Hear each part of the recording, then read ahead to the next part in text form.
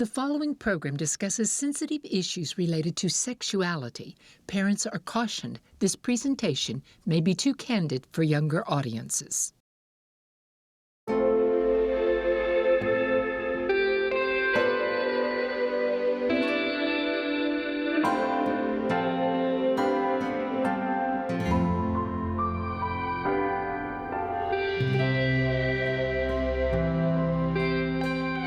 Welcome to Intimate Clarity. I'm Jason Bradley, and I'm here with Jennifer Jill Schwarzer, and she is a licensed professional counselor.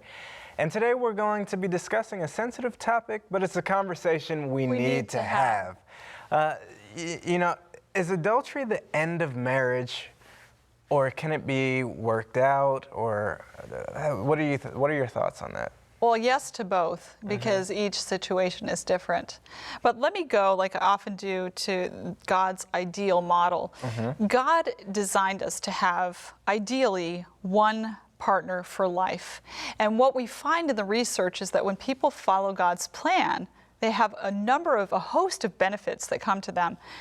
Let me give you some examples. Better partner communication, better relationship satisfaction. This has all been, quantified in research.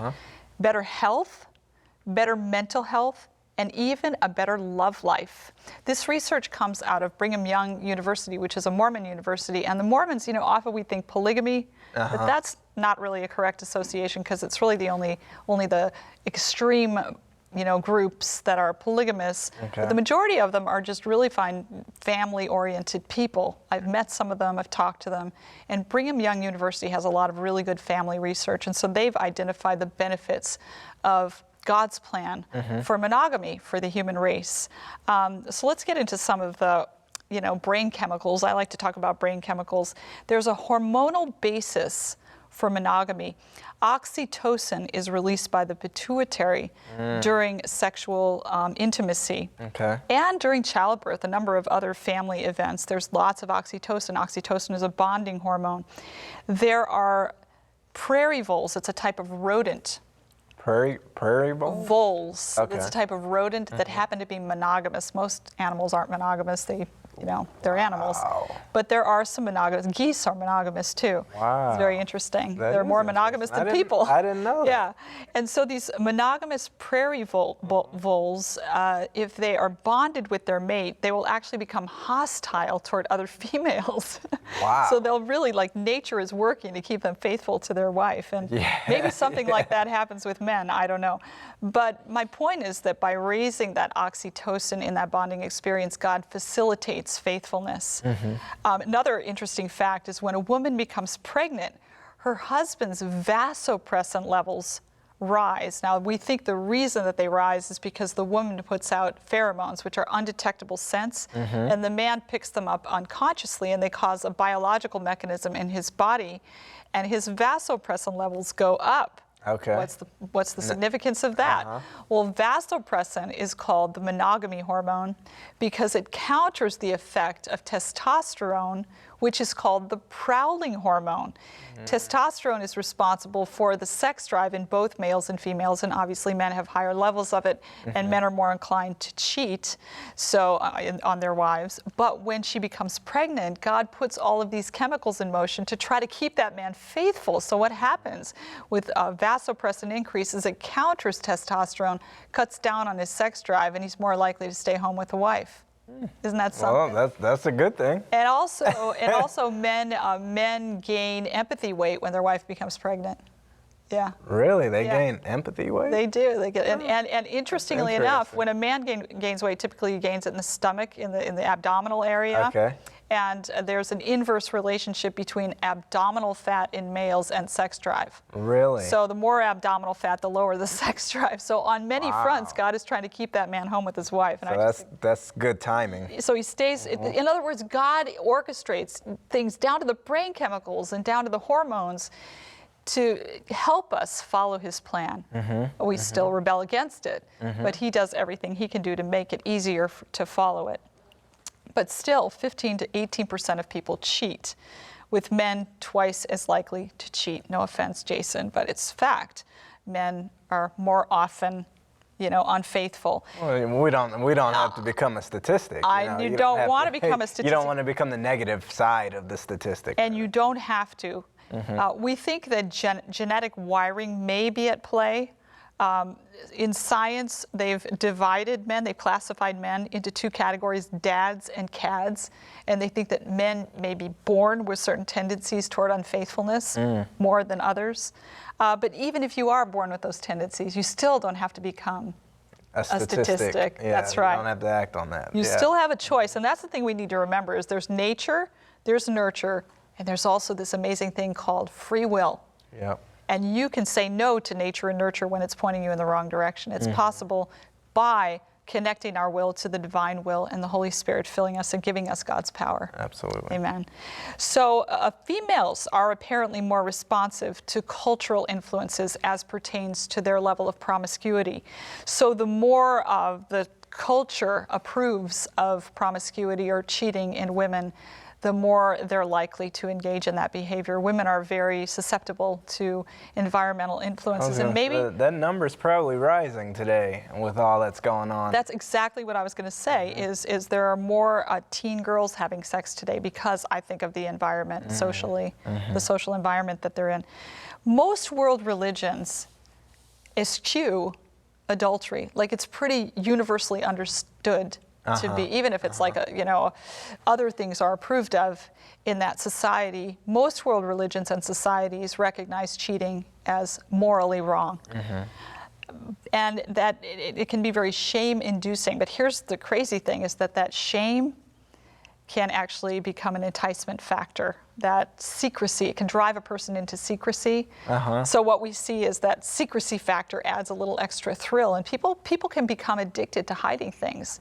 Really? I remember seeing this story about this famous actress who was obviously wealthy because she was a famous actress, shoplifting, getting caught shoplifting.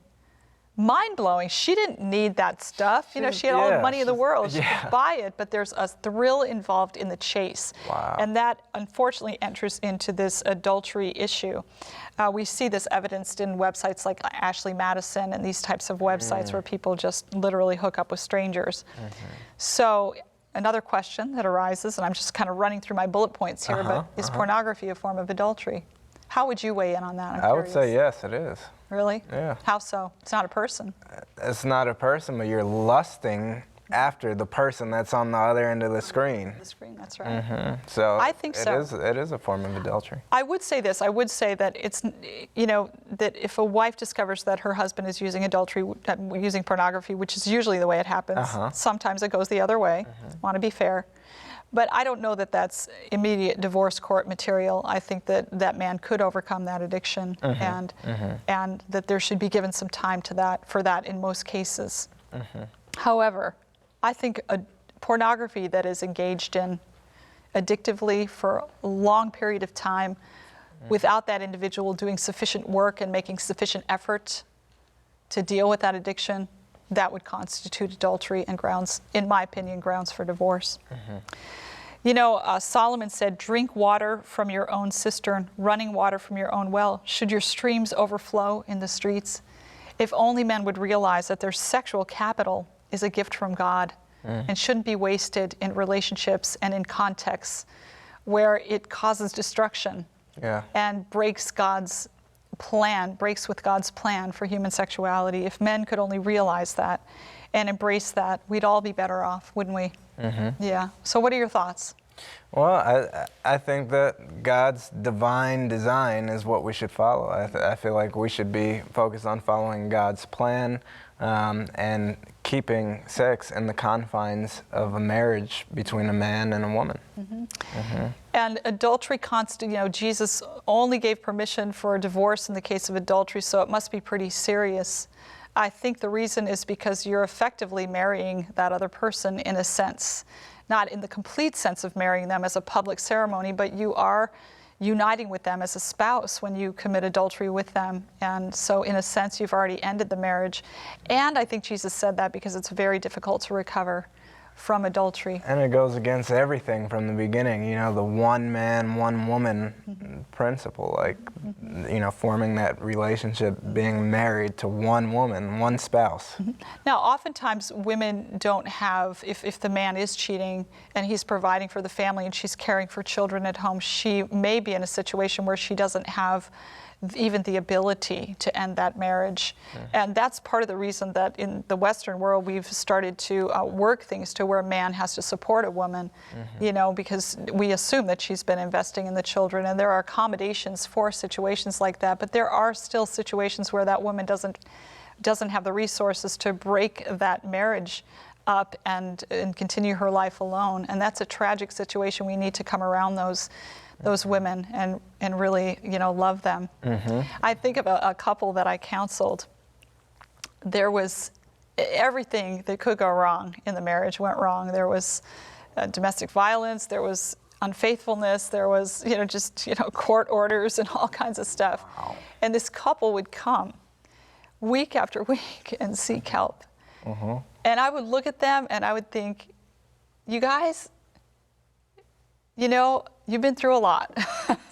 But they kept coming. And I would say to the husband, you know, when you learn what servant leadership really is, you're going to experience a conversion and you're going to love her the way she needs to be loved.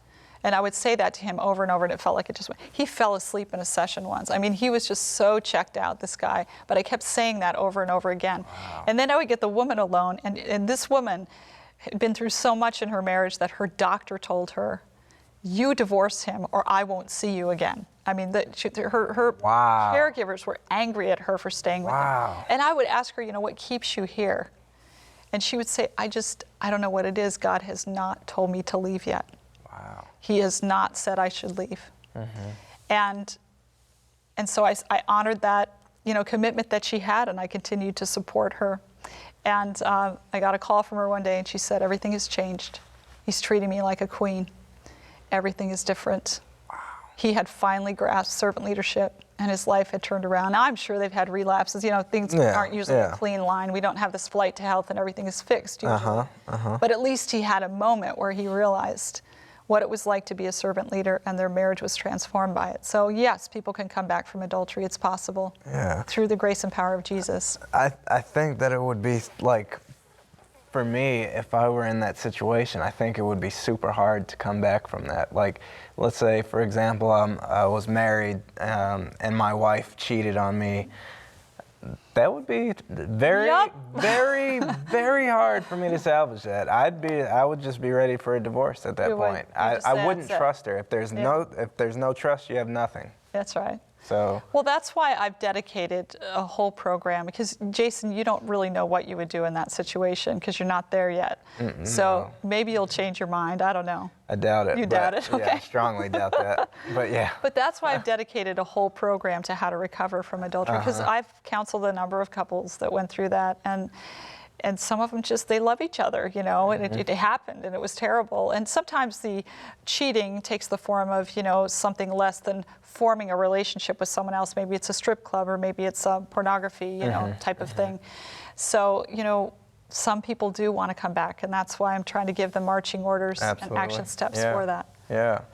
And, you know, and hopefully if they do decide to come back, that their relationship can flourish and be stronger than ever. Sometimes when we commit an obvious sin, you know, we can be very pharisaical and very committed to our own righteousness until our sin becomes so obvious that we can no longer deny it. And adultery is one of those things. It's so universally condemned that it's almost like the social stigma of it is just so crushing that I can see where it would drive a person to the cross, where they would give up on themselves and reach out to Jesus in a way they never had before. Absolutely, absolutely. Well, thank you for sharing all that information, Jen. And if you want more information, make sure you go to intimateclarity.tv. And please make sure you join us next time, where we will be discussing another sensitive topic. God bless.